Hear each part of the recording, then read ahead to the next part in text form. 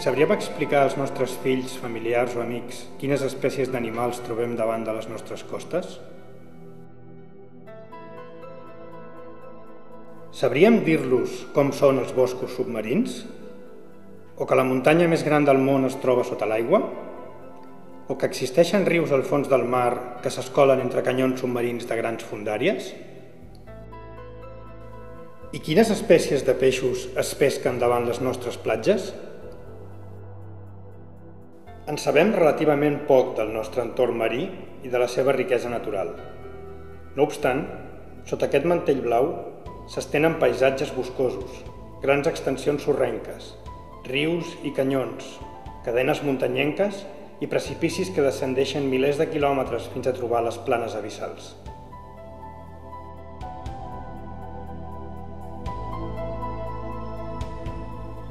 I és, sota aquest mantell blau, on trobem tot tipus de fauna d'elevat valor ecològic, però que interacciona diàriament amb les activitats humanes que es duen a terme en el nostre entorn marí.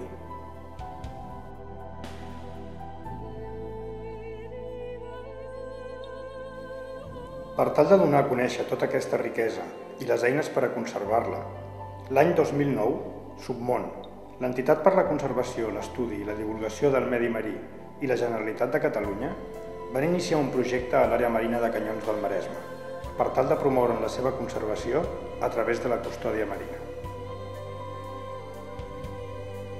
Situats davant les comarques del Maresme, la Selva i el Barcelonès, a només 12 milles nàutiques es troben submergides unes estructures geològiques que arriben a fondàries de fins a 1.800 metres. Són els canyons submarins del Maresme. Aquests canyons, situats al talús continental, són canalitzadors de matèria orgànica des de la superfície terrestre fins a les planes abissals. Aquesta característica els converteix en hàbitats rics en nutrients que acullen una elevada biodiversitat. 4 espècies de cetacis han estat observades durant les diferents campanyes d'estudi de la zona: el dofí molar, el dofí llistat, el cap d'olla gris i el rorqual comú.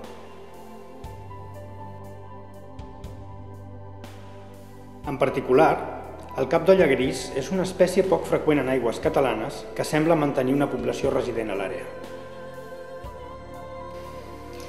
L'àrea dels Canyons del Maresme ja va ser una àrea proposada el 2004 pel Ministeri de Medi Ambient com una zona d'especial interès de cetacis CEPIM. Aleshores va ser la Universitat de Barcelona qui va fer els estudis i es va poder comprovar que hi havia una zona al voltant dels Canyons del Maresme que era una zona important per al cap d'olla gris. La custòdia marina és un concepte nou que s'implanta a Catalunya des d'aproximadament fa més de 3 anys i bàsicament és una estratègia que el que intenta és generar responsabilitats al gruix de la societat civil per participar en la futura gestió dels espais naturals marins, en aquest cas aquí a Catalunya. L'àrea que hem escollit de custòdia és l'àrea que anomenem Canyons del Maresme, és una zona àmplia al voltant de les comarques del Maresme i el Barcelonès i entre altres coses hi engloba una praderia de Posidònia i a més també és molt especial perquè la presència que té de diferents espècies de cetacis. Després, per una banda, havent-hi un sector pesquer, un sector nàutico-recreatiu important i després també aquesta conurbació urbana al voltant de Barcelona hem cregut que és el lloc on aquestes estratègies de custòdia poden tindre més efecte perquè d'alguna manera vosaltres poden mirar d'implicar tots els sectors amb un número gran d'actors en cada un d'aquests sectors i per altra banda aconseguir el que volíem al final que és difondre els valors patrimonials naturals que hi ha a prop de costa, si més no en aquesta zona del costat, i per altra banda fer partícips de cada un d'aquests sectors de la pròpia protecció de l'àrea de forma genèrica i especialment d'aquestes espècies de cetacis que hi són presents. S'ha establert, conjuntament amb la Generalitat de Catalunya, un programa trianual d'accions de custòdia desenvolupades a l'àrea, que han estat principalment enfocades a aconseguir la implicació dels sectors d'usuaris claus en la conservació dels valors ecològics que trobem a la zona: el sector nàutic, el sector pesquer, els ens locals i les administracions competents. D'una banda, s'ha buscat la implicació del sector nàutic en la conservació i estudi dels cetacis a través de la creació d'una xarxa de col·laboradors i l'aplicació de les bones pràctiques durant la navegació en les aproximacions a aquests animals. D'altra banda, s'ha buscat dinamitzar la implicació i col·laboració del sector pesquer en la gestió i conservació de l'àrea, a través de l'embarcament d'un tècnic de custòdia a bord dels vaixells pesquers i d'una feina de divulgació a les confraries de la zona. Mucha marea, ¿vale?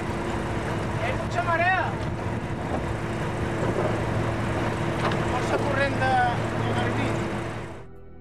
En l'actualitat, i com a resultat de 3 anys de feina, s'ha aconseguit la participació dels diferents agents implicats en la conservació de l'àrea. Actualment, es compta amb la col·laboració de 8 ajuntaments que han signat els acords de suport a la iniciativa. També hi col·laboren el 100% de les confraries de l'àrea i es compta amb una xarxa de col·laboradors de 74 voluntaris que surten a navegar i fan arribar els seus albiraments.